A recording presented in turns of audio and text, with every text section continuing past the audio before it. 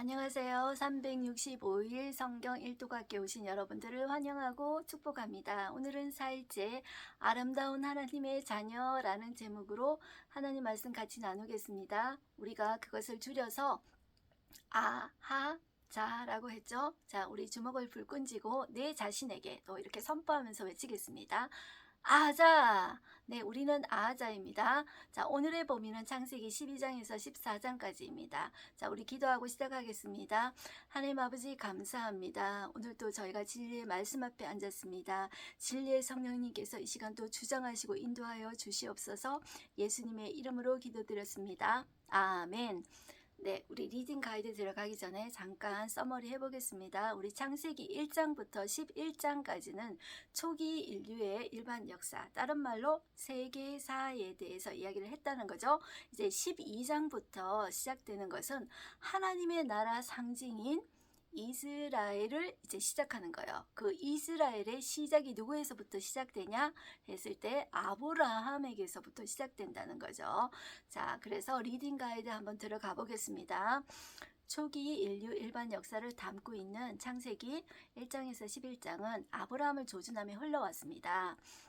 하나님은 아브라함에게 세상 나라, 자, 세상 나라의 상징인 나라가 있죠. 바벨론이죠. 속에서 당신의 나라, 하나님의 나라 상징이 이스라엘입니다. 건립을 약속하십니다. 이 나라의 국민은 아브라함은 복입니다. 자, 여기 밑줄 좀 그어주시고요.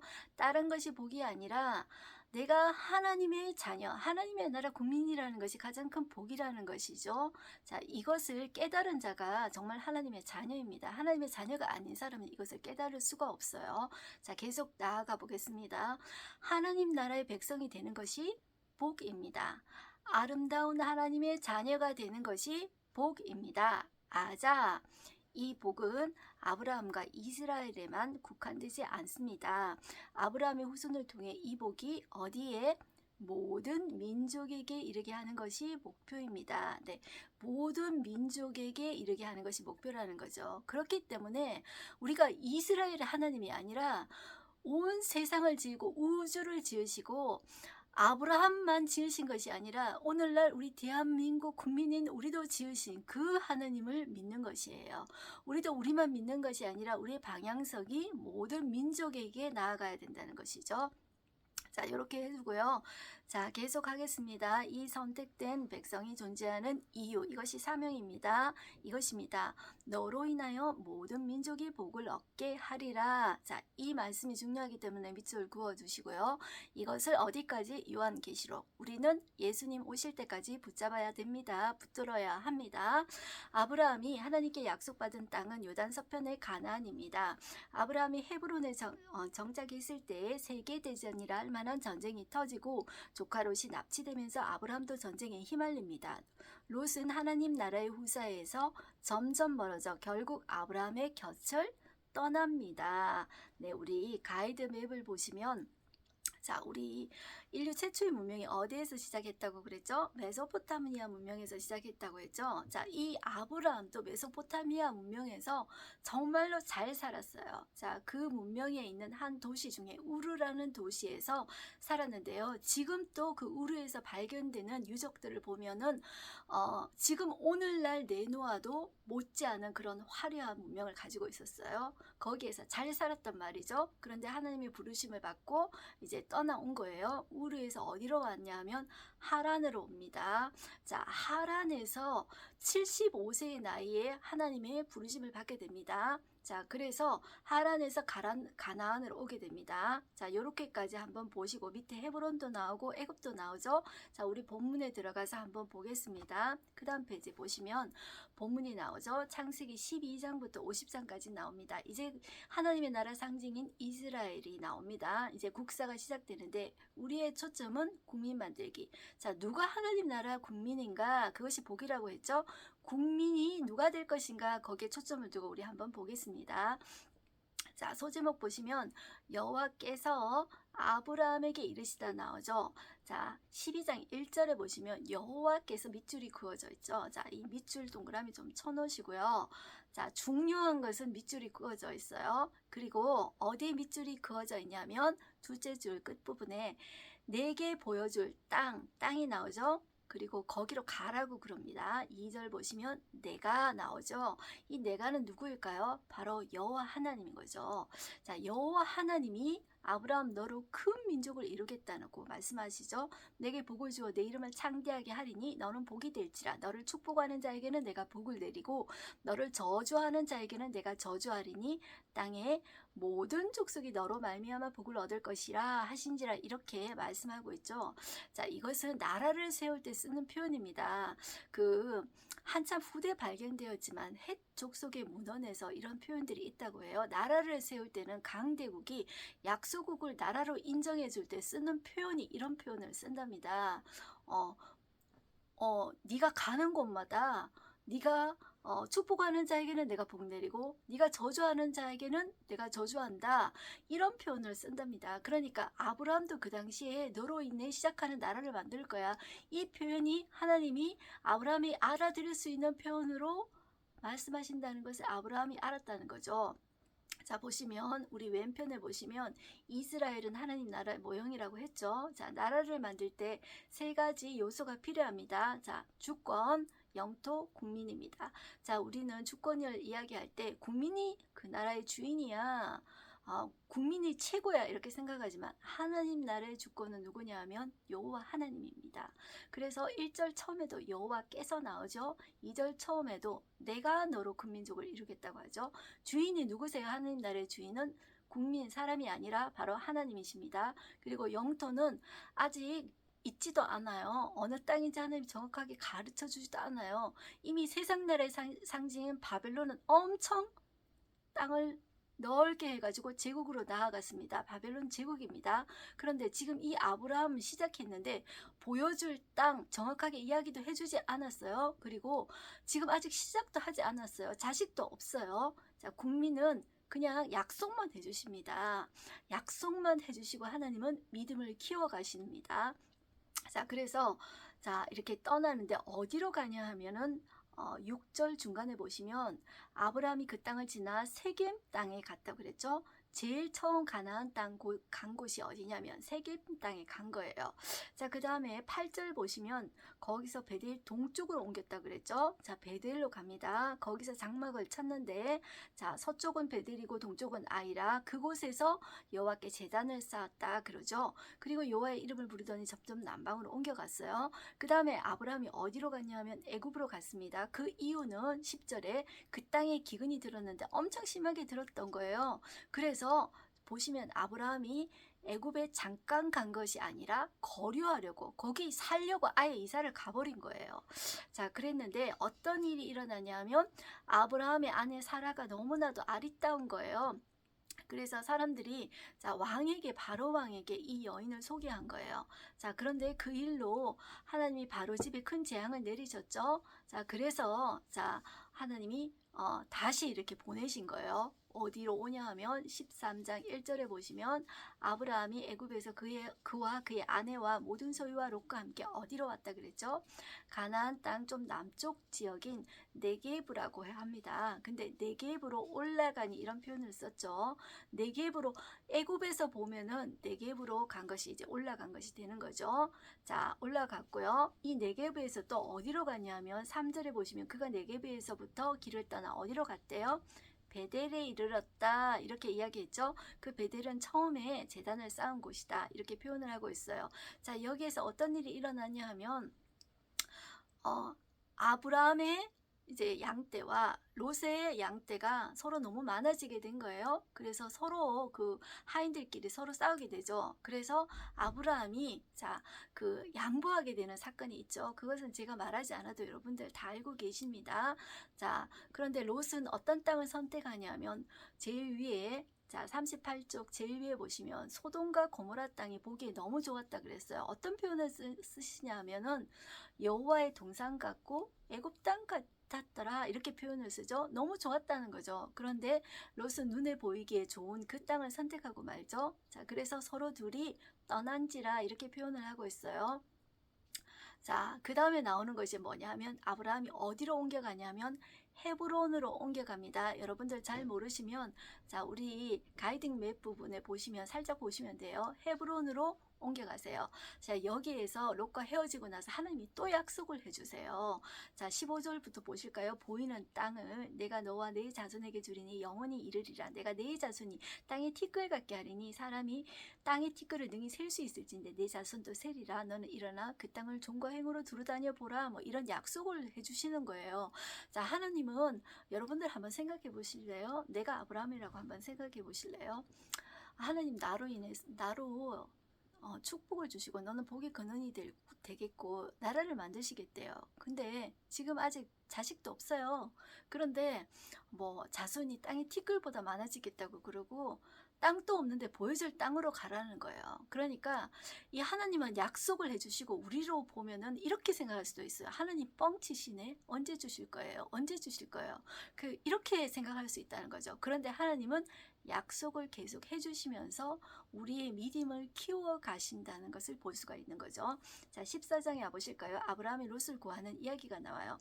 자, 이것은 여러분들 세계대전이라고 할 수가 있어요. 자, 가장 최초의 문명이 메소포타미아 문명이라고 했죠. 거기에 발달된 도시가 많습니다. 자, 여기 보시면 1절에 보시면 당시 신할왕 아무라벨 엘라살왕 아리옥과 발음하기도 좀 힘들다 그죠? 자, 여기 보시면 엘라망 그돌라 오멜과 고이망 디달. 자, 이거 4개의 나라의 왕들이 나옵니다. 자, 이게 메소포타미아 문명에 있던 옛날에 우리 처음에 바벨론 제국에 있었던 거기에 모여 있는 이제 왕들이에요. 거기 4개의 나라의 왕하고 어디하고 붙냐 하면은 자, 여기 3절 보시면 이들이 다 시띵 골짜기 곧 지금의 여매에 모였더라. 우리 사회 알죠? 자, 모여서 싸우게 되는데 이 사회에 모여 있는 5개의 나라하고 싸우게 됩니다. 자, 메소포타미아 문명 그 근처에 있는 4개의 나라와 자, 5개의 나라가 이제 싸우게 됩니다. 무엇 때문에 염해에 모였다 그랬죠?